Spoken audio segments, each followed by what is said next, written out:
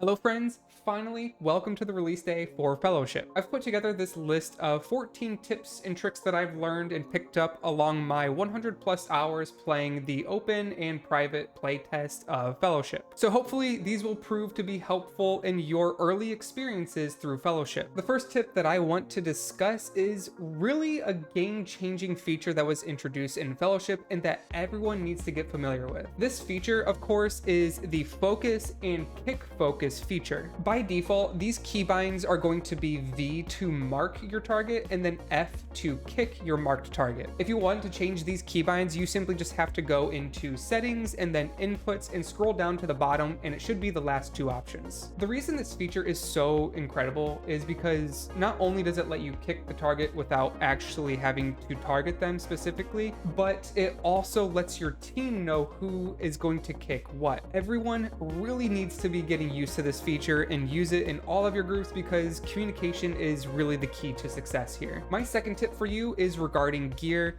and that is when you're starting out, item level is king. You really shouldn't be worrying about secondary stats, especially in contender leagues. You can maybe start to really consider them once you get into the later stages of Adept, but really it's the Champion League where secondary stats are going to become a little bit more relevant, but still item level is almost always going to be king here. For tip number 3, it's expanding a little bit more on gear, and that is that because item level is king, don't be afraid to spend your gold to upgrade gear, especially in the early contender leagues. That being said, I wouldn't overcommit spending gold to upgrade your gear because you will replace these pieces in the next league. So in like contender league, for example, I try to stop around item level 60 unless I need to break through a gear threshold. But yeah, overall, your gold is pretty easy to come by, especially in the early stages of contender where gear is pretty cheap to upgrade. So don't be afraid to spend some extra gold to make your life a little bit easier. For tip number 4, don't be afraid to try out alternate heroes. As you play your main, you will acquire quartermaster tokens and gold,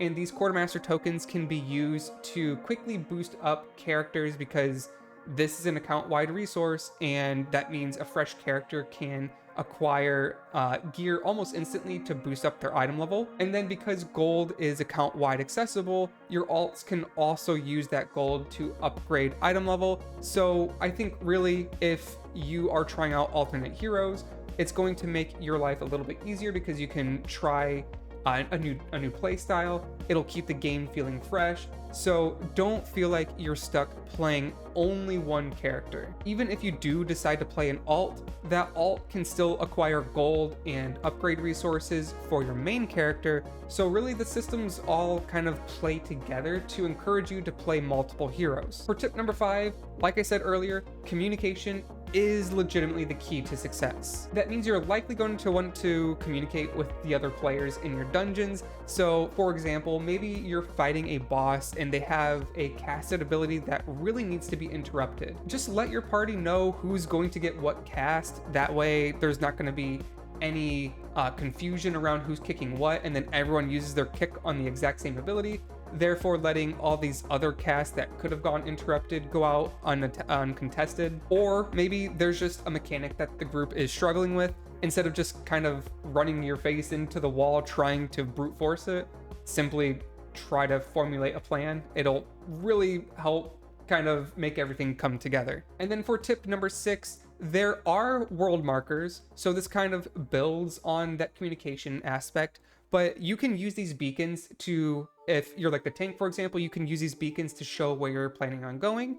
You can also indicate a location where you want to position like mobs or tank a boss, or you can even use these markers as a identifier as to where you need to stack for a certain mechanic, stuff like that. There's a lot that you can use these markers for. Don't be afraid to use them. And then for tip number 7, that is if you have items you don't plan on using, you can simply scrap them for gold. This is a very efficient way to acquire gold, and it's again one of those methods that kind of lets your alt characters help funnel gear into your main character by scrapping some, maybe some green gear that you're not planning on using, stuff like that. Basically, duplicate items or things you don't really plan on using, they all have a use in Fellowship. My 8th tip is to simply don't be afraid to experiment. Try out different builds, different talent choices, try out different dungeon routes, or maybe stringing together different mobs just to see what works and what doesn't. If you're coming from the World of Warcraft Mythic Plus scene, you're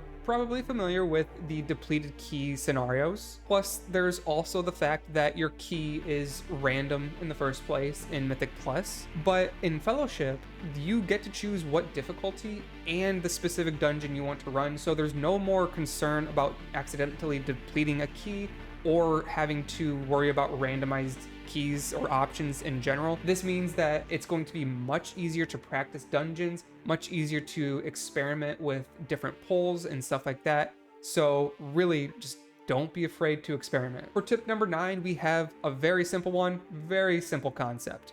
Please use your interrupts and your crowd control abilities, especially if you're a DPS player. Just because they don't deal damage doesn't mean that they don't have an impact. Almost every character in Fellowship has access to some sort of crowd control ability. I think right now the only one that doesn't is Sylvie, so that means everyone should be able to interrupt casts. Enemies with a yellow cast bar means that you can stop this cast with your kick ability or crowd control, whereas enemies with a gray cast bar, it means that you can only interrupt them with a crowd control effect.